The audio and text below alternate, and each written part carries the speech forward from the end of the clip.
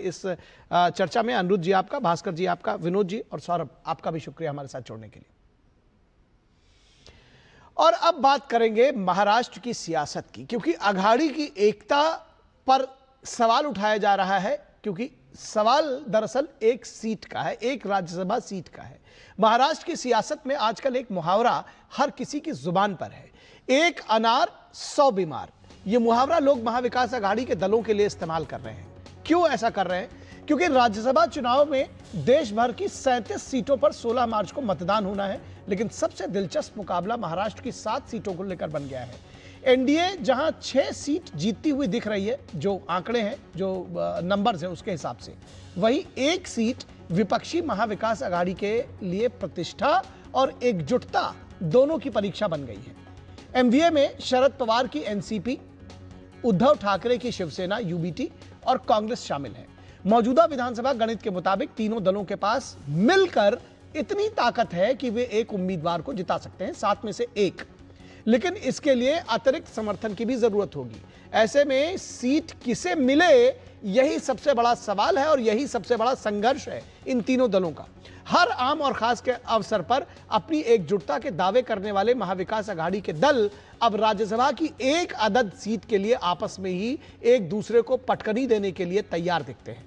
Media reports के मुताबिक Shiv Sena UBT के नेता आदित्य ठाकरे ने विधायकों की संख्या के आधार पर राज्यसभा सीट पर अपने पार्टी का दावा ठोका है। पार्टी का तर्क है कि 2020 में उसने एनसीपी को समर्थन दिया था, इसलिए इस बार उसका हक बनता है। पार्टी की राज्यसभा सांसद प्रियंका चतुर्वेदी का कार्यकाल समाप्त हो रहा है और उन्हें दोबारा भेजने की मांग उठ रही है। वहीं कुछ नेताओं का यह भी कहना है कि खुद उद्धव ठाकरे को भी राज्यसभा भेजा जा सकता है।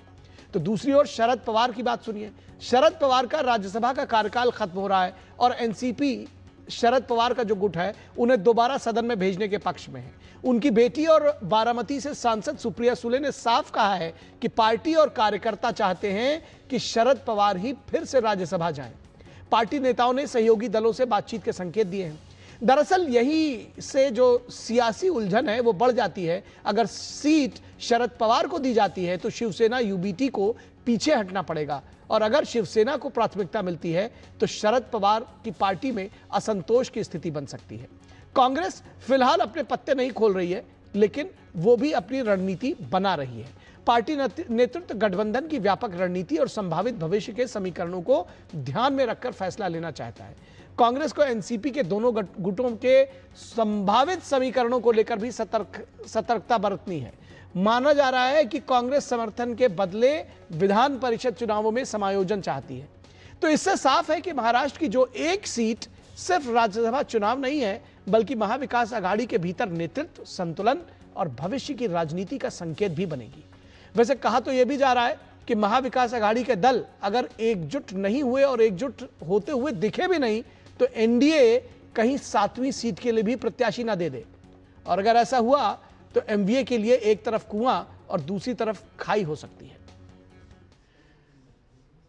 तो आप समझिए कि अगर एनडीए ने 7वीं सीट के लिए भी प्रत्याशी दे दिया, तो शरद पवार या उद्धव ठाकरे, अगर कोई भी इसमें उम्मीदवार हुआ, तो क्या वो चुनाव हार जाएगा? और अगर वो चुनाव हारते हैं तो ये किस तरह का एक, जिसको कहना चाहिए कि सियासी उलटफेर हो सकता है, ये वक्त की बात है, लेकिन कयास लगाए जा रहे हैं।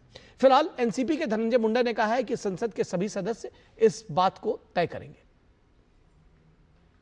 ऐसा है कि पार्लियामेंट्री बोर्ड के सभी मेंबर ने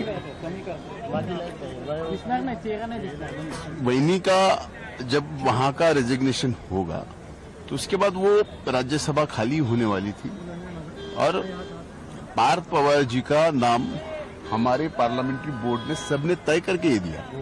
वो कोई उन्होंने इच्छा नहीं रखी थी कि वहां पे भी देखना जरूरी है, वहां पे भी काम है, और आज दादा नहीं है, तो उस कारण से पार्टी को और मजबूत करना, सिर्फ महाराष्ट्र में नहीं बल्कि पूरे हिंदुस्तान में मजबूत करना, इसी कारण से हमारे पार्लियामेंट्री बोर्ड ने यह निर्णय लिया। यह एक बात और जोड़ दूं कि कांग्रेस भी कह रही है कि हमको भी चुनाव लड़ना है। तो कांग्रेस ने भी अपने एक तरह से, जो मैंने कहा कि पत्ते साफ किए हैं, दरअसल गुणा गणित और रणनीति सभी बैठा रहे हैं, लेकिन दावा तो तीनों ही पार्टियों ने कर दिया है। अब शिवसेना यूबीटी के जहीर ने कहा है कि मुझे बताइए कि महायुति से कौन लड़ेगा। मुझे बताइए महायुति के कैंडिडेट कौन रहेंगे, कितने सीटें लड़ेंगे वो लोग।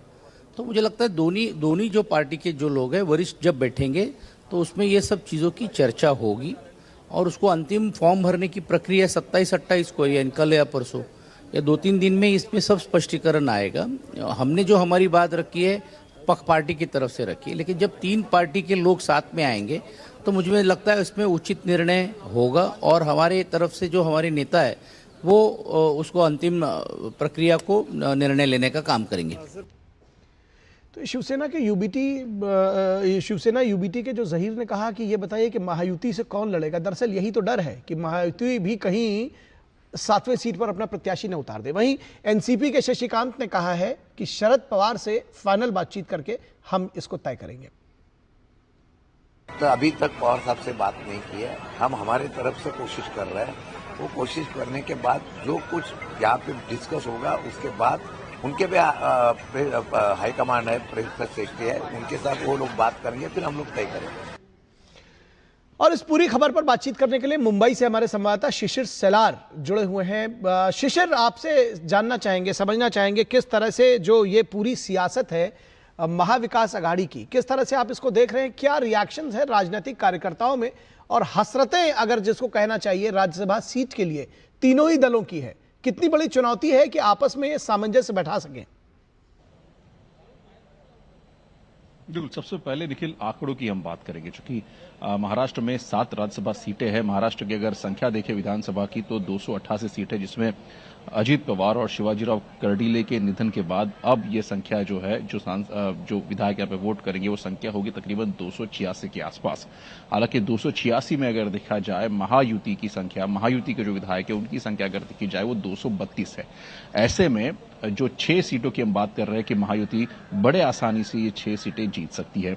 वही दूसरी ओर अगर देखा जाए तो महाविकास आघाड़ी की अगर बात करें तो महाविकास आघाड़ी को तकरीबन 46 जो सीटें मिल रही है, जो कि काफी पर्याप्त है। अगर इसका गणित देखा जाए तो एक सीट के लिए अगर हम मोटी तौर पर देखा जाए तो 42 सीटें लगती है जितवाने के लिए। तो ऐसे में जो गणित है वो ये है कि महाविकास आघाड़ी संख्या के आधार पर 1 सीट निकाल सकती है और महायुति संख्या के आधार पर 6 सीट निकाल सकती है। लेकिन उसके आगे अभी गणित अगर हम देखेंगे तो ये राजनीतिक गणित है वो काफी सीधा नहीं होता है। उसके कारण पीछे अगर देखा जाए तो महाविकास आघाड़ी की बात करें तो तीनों पार्टियां जो है अलग अलग सुर इस वक्त आलापे हुए हैं। जहां तक बात करें कांग्रेस की, कांग्रेस ने दावा स्पष्ट किया है। शिवसेना की बात करें तो शिवसेना यूपी की तरफ से उनका दावा भी स्पष्ट है। तो वही एनसीपी की अगर बात करें शरद पवार पार्टी की, तो वो कह रहे हैं कि इस बार जो है ये सीट उनको मिली जाए, चूंकि शरद पवार जो है उनको राज्यसभा भेजने का प्रयास एनसीपी यहां पर कर रही है। लेकिन अभी तक जो है शरद पवार से आधिकारिक तौर पर खुद एनसीपी के नेताओं ने बात नहीं की है, यह कहना है शशिकांत शिंदे का। इस बारे में वो चर्चा जरूर करेंगे, लेकिन उससे पहले ही अगर देखा जाए तो एनसीपी के जो नेता है वो फिर चाहे वो उद्धव ठाकरे की पार्टी हो या फिर कांग्रेस से इस वक्त बात कर रहे हैं। अब हम थोड़ा पीछे जाएंगे, 2022 की अगर बात करेंगे, हालांकि ये मांग आखिर क्यों उठ रही है। तो 2022 में जब राज्यसभा के चुनाव हुए थे उस वक्त अगर देखा गया था तो कांग्रेस का ये कहना है कि उस वक्त एनसीपी ने जो हालांकि 1 सीट लेनी चाहिए थी, उन्होंने 2 सीट उस वक्त ले ली थी। और तब उस वक्त जो है जिस प्रकार से अगर देखा जाए राजनीतिक परिस्थिति महाराष्ट्र में थी, उस वक्त एनसीपी को 2 सीटें दी गई थी। ये कारण जो है कांग्रेस की तरफ से दिया गया है और इसीलिए कांग्रेस चाहती है कि इस बार जो है उनको 1 सीट मिले। लेकिन अगर एनसीपी अगर देखा जाए ये सीट छोड़ती है या सीट नहीं लड़ती है तो ऐसे में राज्यसभा में उनकी दावेदारी अगर देखा जाए पूरी तरह से निरस्त हो जाएगी। कोई उनका वहां पर अगर देखा जाए तो सांसद नहीं होगा, ये प्रमुख बात है। ऐसे में अब ये देखना होगा कि किस प्रकार से तीनों पार्टियां, फिर कांग्रेस हो, राष्ट्रवादी कांग्रेस, उद्धव ठाकरे की पार्टी हो, एक साथ आकर जो है किस प्रकार से नामों का चयन करते हैं। इस वक्त अगर देखा जाए तो कई सारे नाम जो है महाविकास आघाड़ी की तरफ से भी सामने आ रहे हैं। हालांकि महायुति की बात करेंगे तो महायुति में अगर देखा जाए तो 6 सीटों की हम बात कर रहे हैं। 6 नाम तकरीबन जो इस वक्त सरफेस हो रहा है, हालांकि कोई आधिकारिक जानकारी इसके बारे में नहीं दी है, वो कहीं ना कहीं सामने आ रहा है। जी, नाम सरफेस हो रहा है। एक और सवाल उठ रहा है शिशिर, एक सवाल बार बार ये पूछा जा रहा है और ये कहा जा रहा है कि 7वीं सीट पर जो जैसा कि आपने बताया सारा गुणा गणित यह है कि भाई 6 सीट इनकी है, 7वीं सीट महाविकास आघाड़ी की, लेकिन 7वीं सीट पर भी प्रत्याशी दे सकती है एनडीए। ऐसा हुआ भी है, बिल्कुल आप कह रहे हैं। जिस प्रकार से हमने देखा कि पिछले 2000 अगर देखा जाए 19 के बाद अगर देखा जाए, फिर चाहे वो राज्य में विधान परिषद के चुनाव हो या फिर राज्यसभा के चुनाव हो, कई बार जो है इस प्रकार से स्थिति होती दिखाई दी है और जिसमें महायुति को जो है एक कहीं ना कहीं एक वर्चस्व उनको मिला है।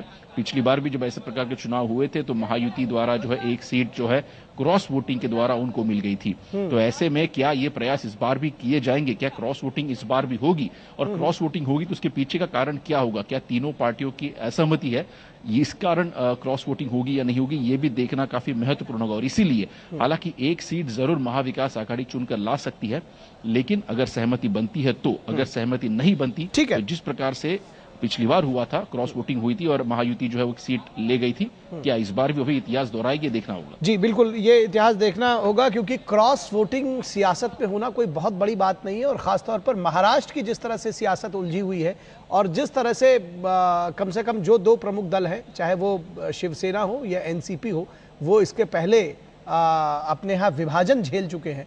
तो ऐसे में ज़रूर डरे भी होंगे और ये सोच रहे होंगे कि किस तरह से ये नैया पार कराई जाए। बहुत शुक्रिया इस तमाम बातचीत के लिए, हमारे साथ जुड़ने के लिए शिशिर सलार।